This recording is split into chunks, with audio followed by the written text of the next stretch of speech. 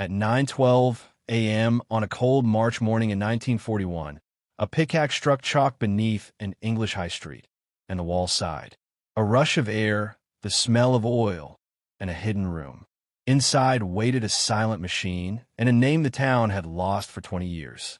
A stopwatch, a pocketbook, and a trail of facts that turns a local rumor into a case you won't forget.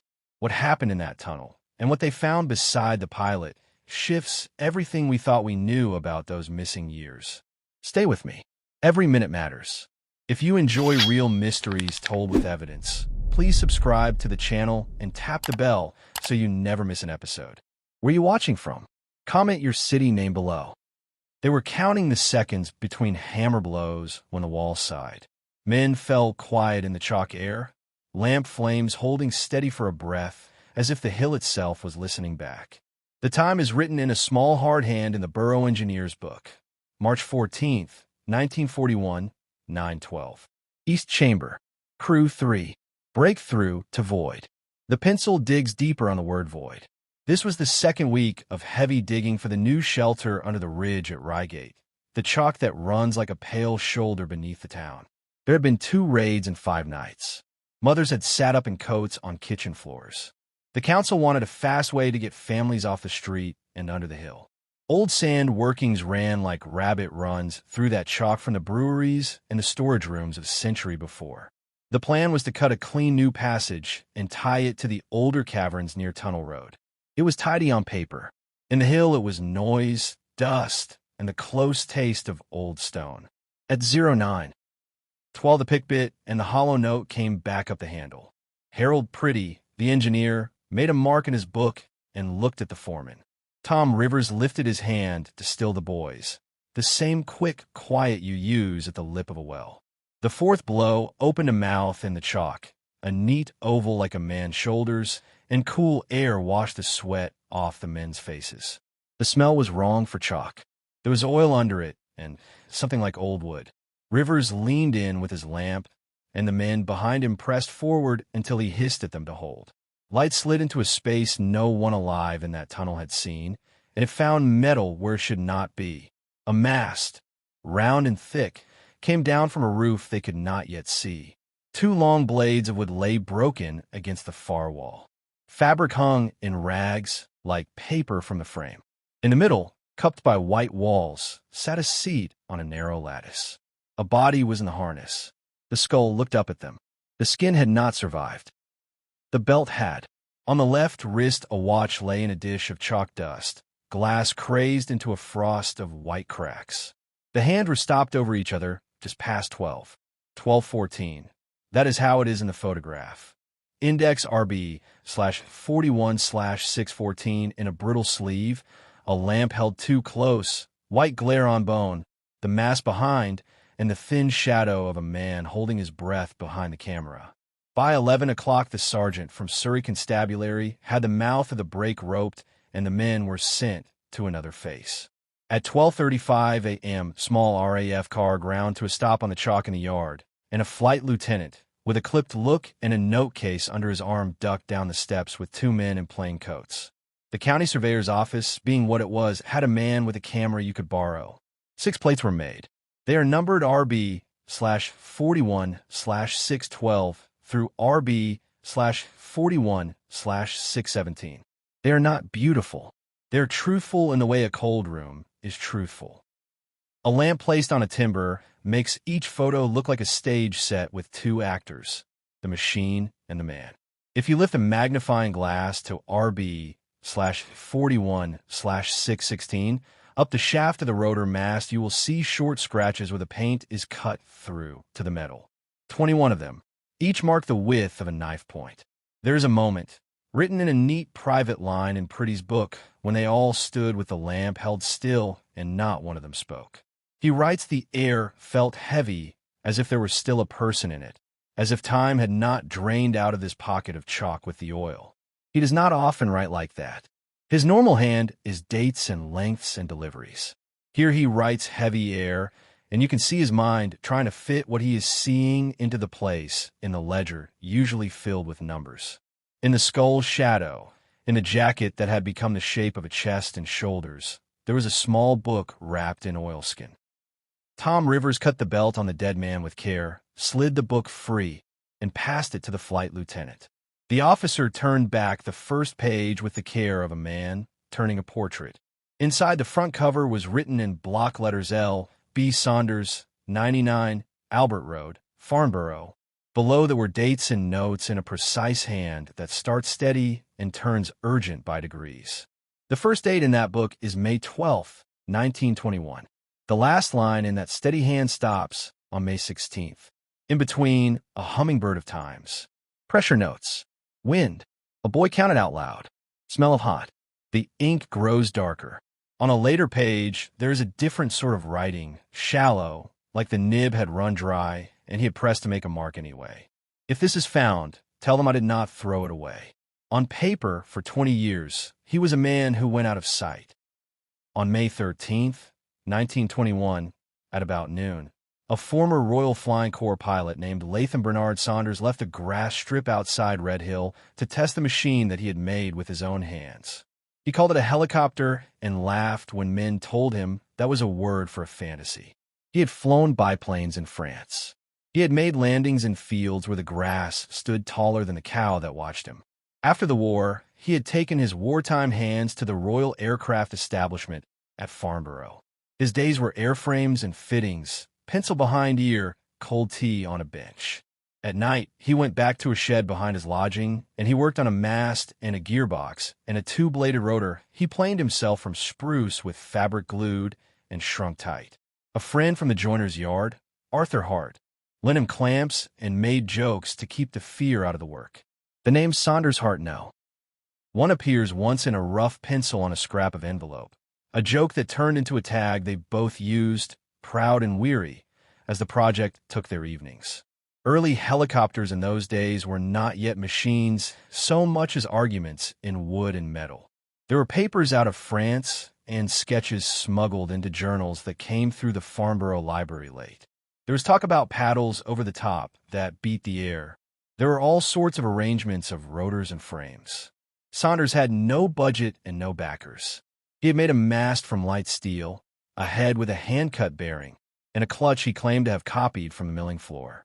The engine he used was a four-cylinder made up from salvage, magnetos cleaned, brass polished.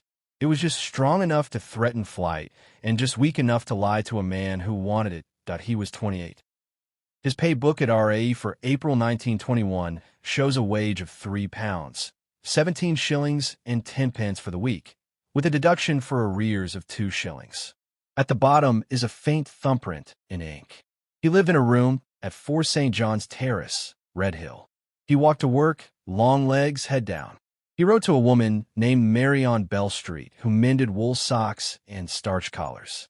On May 12th, he brought her a small muslin bag with a piece of red thread inside and said, "Keep it." She thought it a charm and called him daft. He said, smiling because he always stood on a joke when he was afraid that if he flew high she would know because the thread would be warm in her hand. The Met Office log for Kinley for May 13th has wind north-northwest at 9 to 12 miles per hour. The sky was clear at morning and thin cloud built by noon. In the Saunders book, the first note that day is 6:12 engine run. Oil 40. Fuel filter clear. 6:22 hold on tethers 1 foot. Belt heats release smoke. 7:05 new belt fitted. There's a smear of oil under that time. At 8:02 he notes rose 4 feet, drifted, set down, minor torque to right, corrected with foot. He draws a little rectangle and a cross at the rear and writes move ballast forward. Mary walked past the strip later and saw 2 men pushing a frame that looked like a gate with a windmill on top on wheels. She lifted her hand, and he did, without stopping, like a boy with a dare. The boy on the fence is mentioned twice in the book. A note at 10:26 says boy counted to 12. Ask what I am doing. 10:41 says told boy to stay back. At 11:56 the book says up is a tiny word, then numbers. Tisenketu uroharon perts lift njolsforint, drift WNW. 12:08 over Willow, past ridgeline. Engine rough. 12:12 shallow over chalk. The last clear line, written with too much ink, says smell hot. If set down, I'm finished. Then a line at the bottom small, as if he wrote it with smaller breath. Can hear footsteps on the chalk walk.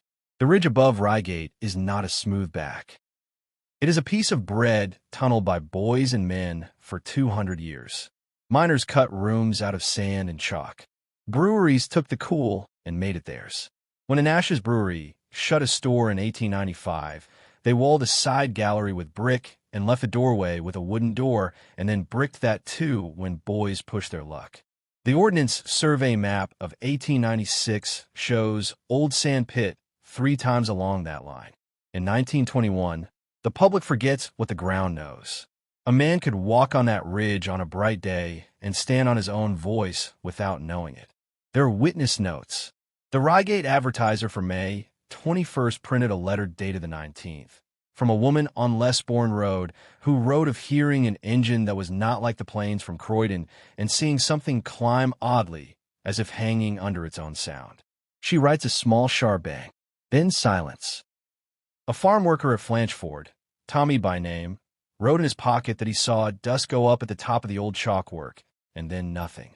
Superintendent Alfred Bomer of Surrey Police wrote in his report dated May 17th that searches through hedgerows and ditches found no trace. They did not go under the hill because there was not a clear way and that was safe. He recommends informing the Air Ministry and Mr. Saunders people. He does not add what women in the wool shop said under their breath when boys came in that week and said they heard tapping up on the path. The formal paperwork is thin. An Air Ministry Form 1180 card exists with the reference AM 1180/21/264. It says aircraft type unknown, rotorcraft, fate unknown, pilot presumed dead, no sight, no recovery. The line for witness evidence is blank. That card lay in a tray in a drawer in a ministry building until a clerk sent it to a box, and then another box, and then, much later, to a shelf at Kew. For 2 decades, Saunders had the status of men who vanish. In that time, Mary married a man named Whitfield in 1929 and had a daughter who never met the man who had promised her mother a red thread. He did not go out like a thrown stone lost in water. The chamber in the chalk tells us that. The machine had tilted forward as it fell, nose down, into a shaft cut by men who were dead by then. The rotor caught and broke. The shock was taken by the nose and the far frame. The seat was tied down and held. The chalk slumped and sealed the shaft mouth. He woke in a room no larger than a horse stall, with a roof he could reach with his hand. The smell was sweet and metallic. It did not rain in there. It dripped. He wrote times in his book at first, and then lines that were not times but days. The book says 12:30 after the crash. I can move feet and left arm. Head hurts. Light gone when dust fell. Matches 2 used. Save. There's a notation with a little sketch of a can. 18. He writes put 10 under drip. 17, 10 voices above. I tap with spanner. Echo returned his man. 2100 hours cold. Oil smells strong. Need to keep air. The next morning he writes in that way men who have held a pencil their whole lives, write even when their hands shake. 5 o'clock morning by feel. I can tell. 10:20 scraping above. Boots? Tap 12. Wait. Tap 12. 1500 hours thirst. He writes the word like it is a name. He draws a small cup again. On the second day, he notes finger ends numb. Chalk taste. On the third, he mentions a boy's whistle again. He tried once. I answered. Echo did his voice in a trick back to me. If it is another day, it is because he sang 2 songs. He writes the names of the songs the way a man writes down the names of friends. On the 4th day, he writes 12:14. I broke the watch on the frame. That time is not a miracle. He hit the watch. It stopped. The coroner's note makes a little oval by that time. It is in the file later.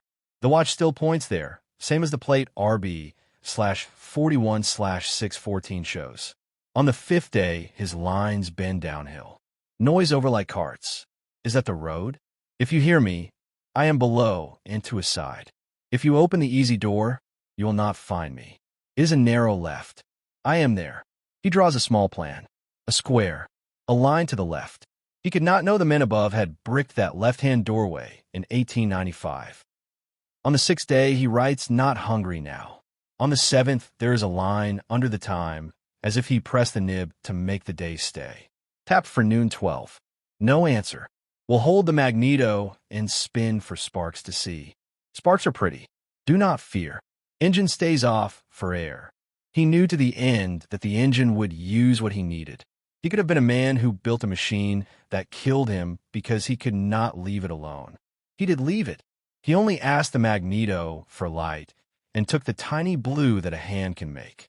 If I tell you there were 21 tick marks on a mast, I must tell you we do not know what those marks were for. Each tally looks like a day. There is no way to divide the dark into lengths without a clock, and his clock broke. He had songs. He had the drip. You could begin to see him making a day by tapping and listening to the world above and guessing at the shape of the hours. In a letter now in a box in a family kitchen, a man who worked that day in 1941 at the face says he saw those little marks and counted them, and then counted them again and could not make them less than 21. He wrote, years later, he counted and kept his mind. That is the part one cannot get out of my thoughts. They pulled him out at 17:05 on March 14th, 1941. The coroner, Dr. Malcolm Arkwright, climbed down into the chamber first, looked at the bones, saw the belt, and nodded. He sketched the pelvis and the seat mounting and drew an arrow where the strap had cut. He wrote no soot in nasal cavity. He wrote old healed fracture of rib. He noted that the remains were to be removed to St. Mary's outbuilding. He put a line across his own page and wrote no public inquest. War emergency. You can find defense regulations that allow that. The law was made for raids, not for men found in machines that history had forgotten, but the effect was the same. There would be no crowded room with a jury and questions. There would be a tidy list and a closed door. The flight lieutenant from the Air Ministry, James Halley, if the signature in the file can be trusted, signed out the book and a small bag of items. In the list, he writes one wristwatch, stopped, one oilskin, one pocket knife with stag handle, 3 matches bound together, one pencil stub, one piece of cloth with letter M stitched. He wrote an internal memo on March 20th, 1941, recommending minimal public notice to avoid unauthorized entry to works and to avoid panic. Helicopter found under town during shelter works is not a headline anyone wanted in the 3rd week of March 1941 when the sirens were still a nightly rhythm. 2 days later, on March 22nd, an internal note says effects to be delivered to Mrs. M. Whitfield, address withheld. The black bar over the address is later, but the lack of a name is a choice they made then. Mary received the box on March 27th. Her daughter, who told me this in a small kitchen with a kettle that would not quite boil, remembers the smell that came out of the tin when her mother opened it, the oil smell that had lived under chalk for years. She remembers her mother holding the lid of the tin to her lip like cold glass and closing her eyes. On the table lay a watch that would not run and a postcard of Brighton Pier that had her own mother's handwriting on it for 1917 and the single word home. That day in 1941, after the coroner had finished his notes and the officer had signed for the book, the men in chalk boots set up a block and tackle and pulled out the engine. There is a photograph in a museum of that moment. A man with a cap is braced, thick rope through his hands, and the frame of the machine swings, chalk dust falling in sheets. The engine still had a sweetness to it. The mechanic in the plain coat laughed once without humor and said, softer than the chain's squeal, it would still burn, and the boy with the let-down hair who held the can did not smile. They filled 2 canvas bags with loose items. When I looked through the list years later, one thing stopped me. A marble. Green glass. The list says found near machine. It had a letter scratched on it with a pen. F. The diary in May 1921 speaks twice about a boy called Fred or Frank and a whistle and a voice that came back as if it were a man. The twist that bends this case back on itself waited for 42 years. In 1983, a letter came to the borough from a man named Edwin Lockett, who had been a sapper on loan in 1941 when the shelters were cut. The letter is in a fold-out file with a paperclip rust mark that stains one corner. Lockett wrote to the town clerk because he had kept something that belonged to someone else, and he could not die with it in the drawer. He wrote that in 1941, when the RAF man took the small book, he saw a loose page fall, and he put it into his tunic and kept it, thinking he would give it to the family, and never did. His grandson found it in the back of a copy of the Pilgrim's Progress and told him to tell the truth. The page is real. The paper is the same. The ink has the same bite into the fiber. The lines on it are in the same hand and slope. At the top of that page is written day 7, I think. It is hard to count darks. I sang Green Hills twice. Drip slow. At the middle is a line that ran like a wire through my hands when I held it. If anyone is on the chalk walk today, lift with the left-hand side. I can hear deep voices through that way. At the bottom is the date he guessed. May 19th. There is no way to know if he was right about the day. There is no way to make it less than 7. When you lay the diaries and the marks and the marble and the old map on a table, a shape appears. On May 13th, 1921, a man rose in a frame he had made, climbed past a willow and a hedge in the roof of a house, reached the line of white stone the town takes for granted, and the engine made a sound he did not like. The smell he wrote was hot and wrong. He did not want to set it down because he knew he would not get it up again. He tried to edge along the line for a clear space. The rotor brushed a beam or a root at the mouth of an old shaft. The frame rolled and went forward. Chalk slumped and took the light. He came to. He was in a pocket in the hill that breathes as little as a close room. He took off his glove on one hand and made a cup out of the lid of a tin and made water out of stone. He counted days with signs. Men walked past above. He hit metal and waited. In the advertiser for May 14th, 1921, there is a small column headline tapping on the Pilgrim's Way, half a joke about boys who claim to hear a knock when they stamp the chalk path. A constable named Wrench went up and listened and told the boys not to waste his time. It is easy to dislike him from this. Distance. Chalk is cruel to sound. It puts it where you are not. A blow in a small room goes into the hill and comes up in another place while the man who made it counts his breath. There's a set of marks on a brick wall not 5 yards from that chamber where someone lifted a hammer in 1895 and then bricked a door and went home. If someone had taken those bricks down in 1921, the room where he lay was a left-hand step away. The coroner's notes say cause of death cannot be stated without speculation. He notes no soot, no obvious broken bones save for an old healed rib, belt still in place. He writes circumstances consistent with entrapment. There was quiet talk later of whether the Air Ministry hid anything more. I sat at a desk at Q under a buzzing light and read through the thin file with a stamp that says declassified 1996, and the emptiest thing in it is the absence of the plates. The list says RB/41/612 through 617. The envelope is empty, and a note in 1974 ink says photographs transferred to departmental collection, not returned. Conspiracy loves rooms like that. The simplest truth is that sometimes files move like cans in a pantry and people forget where they put them. The harder truth is that a single picture of a man in a harness in chalk in 1941 with a rotor head over him could have sparked a crowd in a town that had to go under that hill each night 2 weeks later. Flight Lieutenant Halley's memo is a man doing his job. Make no fuss. Keep them out. Return the book to the right hands. If you want a piece of proof that the helicopter was not a fantasy in 1921, walk into the museum in Reigate where they have a bolt in a small case with a tag that reads bolt from rotor head, recovered 1941. Touch your head to the glass, and you will see the scratch of file on the hex. A man did that with a hand file because there was no money for a lathe that week. He chased his threads until they were right. On a different shelf is a receipt from a timber yard in Horley for 2 lengths of quarter sawn spruce. Paid cash. April 8th, 1921, signed A. Hart. The word helicopter occurs in the RA Library Index in a list of foreign documents in late 1920. Someone had the word in his head by then, and men will make a shape out of a word that has not yet earned itself. There are lines in Saunders' book that stop you when you're looking for the next fact. He writes on the 4th day, tell Bird I did not waste what is not there. On the 5th, tell Mary her coat will be too warm in June.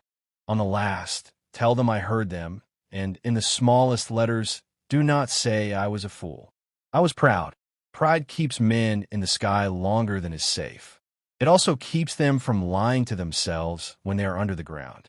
He knew the engine would take his air. He kept off. He made blue fire with a magnet in his palm and watched it as if it were a fire in a grate. In March 1941, the town had sirens 3 nights out of 5. There was a raid on the 16th that sent people down into the new passage the men had just cut. They stepped within yards of the chamber where the machine had sat and did not know. Harold Purdy's book for that week has lines about timber delivery times and a note about a man who twisted his ankle, and then a line on the 16th between those practical things that reads in a voice he would not let himself use in front of anyone. The machine looked like a dragonfly a boy had shut in a glass. That is the closest you will get to poetry in a ledger at a council. In the spring after, Mary went to St. Mary's Yard and stood under a small brownstone that reads LBS 1893 to 1921. Found 1941. She pressed her fingers to the top and felt the cold soak in and stood with her hand there until she had made a mark in the damp, and then she took her hand away and smiled at the idea that stones do not hold fingerprints and walked home. In her pantry behind a paper sack of flour sat a tin that held an oil smell that did not leave. When her daughter was little and the house was too loud, Mary would open the tin and take one breath and close it again. The thing that makes this story draw breath when you tell it is not the strangeness of a machine in a hill. It is the plain arithmetic of a man counting. There are 21 cuts on a mast that lived in the dark. There is a page with a date that says at least 7. There is a watch stopped at 12:14 because someone knocked it. There are boots that went past above. There is a marble with an F. There's the way sound runs sideways in chalk. There's the hand that knew to keep the engine off. And there's the fact that the break into that chamber in 1941 took a crowd of men 9 minutes to make with picks, and they were 6 feet and one old brick wall from him in 1921 and did not know. Walk down Tunnel Road today and put your hand on the bricks that close the little mouths of side galleries. Some of them are clean and new. Some are old enough to have a shallow sugar bloom where water leaches chalk into the face. In one of them, near where the borough ledger says East Chamber Breakthrough, March 14th, 1941, there's a faint scratch at knee height. It is not a letter. It is a line and then another across it. A boy could have made it with a nail on a day when he had nothing to do. A man might have put it there without meaning to. You will not prove anything with it. The thing you can prove is that a town sits on top of its own rooms and sometimes forgets. I sat some weeks ago with the grandson of the foreman over a kitchen table dark with age, and he set down his cup and said Tom never went down there again. He told my dad he had seen a man who had kept order lying in a place where there are no orders, and that took it out of him. He looked at me and smiled with the corner of his mouth the way sons do when they speak for fathers. He said if he ever got stuck under a hill, he would tap on his heart, because that is the only thing anybody hears. When you stand in the shelter on a tour, the guide will tell you about barrels and church rooms and the army using the caverns. He will point to a neat brick arch that has been laid recently. He will not speak about what was on the other side because it is not on his list. You can put your ear to that arch and hold your breath until your chest aches. You will hear cars above and your own blood.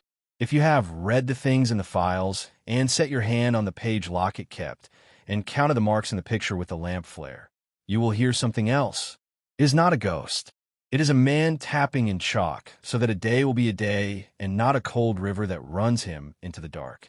It is the reason he wrote with a nib that had long since failed. It is the same reason Harold wrote heavy air in a line he hid between loads of timber and chain. There is a registry entry at Farnborough that gives Latham's birth as July 3rd, 1893. There is a bus ticket folded in the back of his effects, stamped Reigate 3D. There is an invoice for varnish from Poole's Hardware. There's a pencil that wore flat on one side because he pressed his hand the same way every time he wrote in a place where he could not stand up straight. These things are the small weights on the scale against fantasy. If anyone asks you what proof there is that a helicopter could have been there, you can show them a file name with a broken line where the picture should be and a man's neat hand noting a belt burned and replaced, in a day when a boy on a fence counted 12 out loud and laughed because the machine hopped and then sat down. You can take them to the place where the chalk breathes through brick and tell them to tell the truth to themselves about how many things a town can hold under its feet without talk. In war, people do not always write down the things that will need saying later because there is too much to write and too little paper, and the siren might go. In March 1941, there were letters to write to men who had died the night before, and a blackout to check, and a shelter to finish, and a small court to be set to rights after the night. The people in those photos in the chalk did not have time to make a legend. They had just enough time to do a decent thing for a man who had sat under their town for 20 years, and then to climb back out and get on with work that would go on until the end of that year and the next. They did not tell their wives that night. Or if they did in a sentence and then put their head down. Their quiet is not a conspiracy. It is the way workmen carry sorrow in their shoulders. I'm not asking you to believe in anything that is not on paper or in chalk or metal. The dates are dates. May 13th, 1921. March 14th, 1941.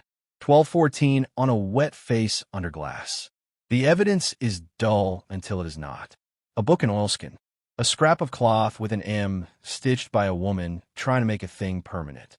A little knot in a rope in a photograph at the moment a machine swings. A plain internal memo that says, keep it out of the papers. A stone with 4 letters and numbers and a dash. These are the weight of the story. The rest of it, the part that makes people go still when I tell it, is the way a man measured out his end, not in panic, but in the same careful way he had set down his lift and drift on mornings when the wind was steady and free. If there is anything like mercy in it, it is that he was the one who wrote the last line. Tell them, I heard them above.